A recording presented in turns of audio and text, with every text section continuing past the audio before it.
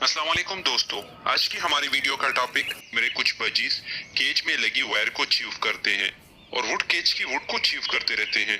क्या ये कोई डिफिशियंसी का साइन है या कोई और वजह? बर्ड्स में किसी चीज की कमी की वजह से होता है या कोई और वजह होती है? तो चलिए इस वीडियो में मैं आपको बताता हूँ कि ये क्या वजह होती है।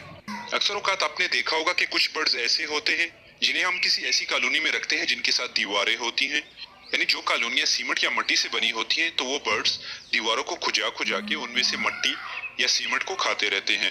या कुछ बर्ड्स ऐसे होते हैं, अगर उन्हें लकड़ी के केज के अंदर रखा जाए तो उस लकड़ी के केज को खाते रहते हैं। और कुछ बर्ड्स अपने बॉक्सेस वगैरह को भी खा के उसमें होल कर देते हैं। इसके कई रीजंस हो सकते हैं। केज की लकड़ी को खाना कुछ बर्ड्स की आदत होती है। अगर केज की लकड़ी सॉफ्ट होगी तो बर्ड्स उसे खाएंगे। यानी कि आपने देखा होगा कि कुछ दोस्त सफेदे की लकड़ी से अपने बर्ड्स का केज बनाते हैं, जो कि एक नरम लकड़ी होती है। बर्ड्स इसे खा के इंजॉय करते हैं और इसे तोड़ तोड़ के फेंकते रहते हैं। इस तरह का मसला ज्यादातर आपको बड़े बर्ड्स में मिलता है।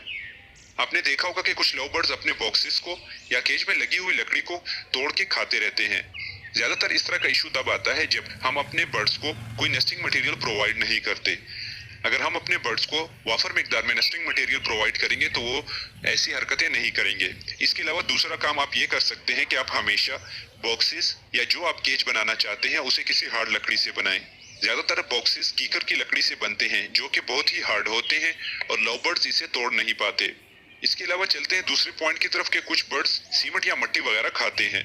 इस तरह का इशू तभी आता है जब आपके बर्ड्स में कैल्शियम की कमी हो। जब भी बर्ड्स में कैल्शियम की कमी होती है तो वो दीवार में से मिट्टी या सीमेंट खा के अपनी कैल्शियम की कमी को पूरा करने की कोशिश करते हैं।